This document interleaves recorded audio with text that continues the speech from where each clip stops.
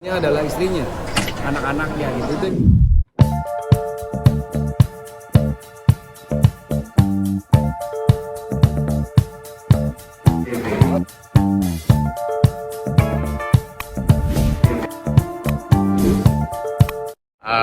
Ini apa yang pertama nih menjadi peran Ustadz ini seperti apa sih?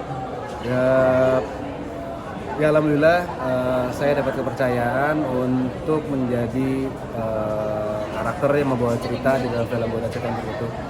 Dan ini pun juga sebenarnya nggak mudah ya gitu, karena saya harus ngelakuin banyak research, ngelakuin banyak baca-baca, ngobrol sama orang-orang yang paham tentang agama, tentang dunia gaib, tentang bacaan-bacaan. Karena buat saya untuk bisa mengeluarkan bacaan-bacaan di dalam film ini, saya harus paham juga kan gitu. Ini maksudnya apa ya, fungsinya apa ya, tujuannya apa ya. Terus bacaannya ini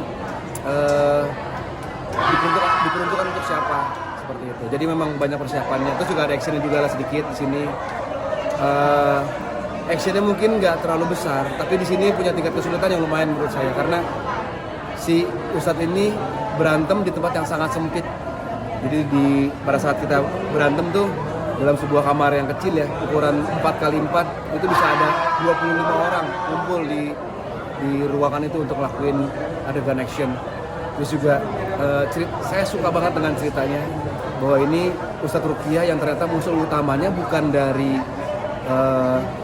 elemen di luar rumahnya, justru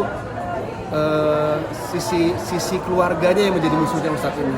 Musuh terbesarnya adalah istrinya, anak-anaknya gitu. Ini sebuah keunikan untuk film yang saya jalani. Ada pengalaman pribadi nggak sih dari film ini, dari cerita film ini? Enggak. Untuk ngeruqyah,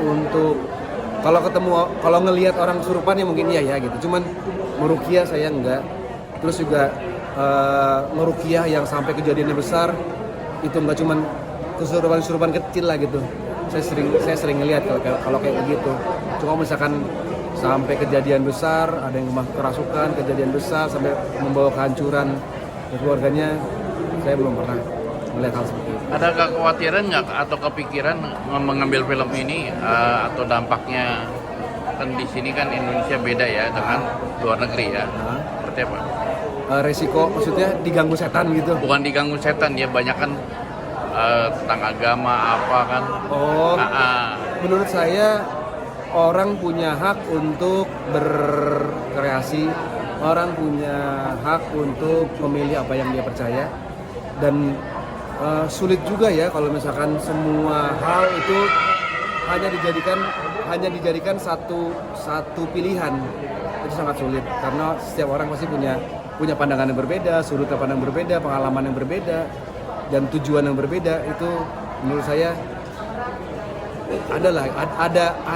ada ruang kok gitu. Di Indonesia ini orang yang penuh dengan toleransi, orang yang baik, semuanya punya hati yang baik, punya kesadaran bahwa Indonesia ini memang sangat beragam, dan saya yakin itu nggak akan mengganggu saya ke depannya nanti. Tapi kalau ngelihat film ini, terus ini nggak sih, percaya nggak sih tentang seperti ini, apa cerita ini? Tentang apa namanya? Ya goib apa, kayak gaib. Apa hal-hal yang saya percaya mah hal-hal gaib. Misalkan saya ini kan merupakan tumbal ya, jadi tumbal ya, karena terima. bukan tumbal, jadi kayak lebih ke musuh utama, musuh iblis ya, jin gitu.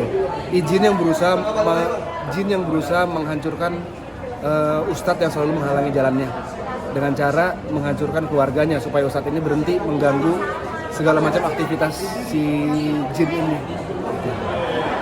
Dan saya rasa memang ada ya gitu. Ada beberapa kejadian kok gitu, orang yang dilihat sama publik dia adalah orang yang soleh dan segala macam, tiba-tiba dia ngelakuin sebuah kejahatan yang di luar dugaan kita gitu. Ada sih yang kayak begitu. Ada. Ini yang pertama kali beracting dengan Sophia ya? Ini pertama Sophia. Untuk filmnya. Iya. Mungkin di FTV kayaknya dulu pernah juga kok. Oke, makasih.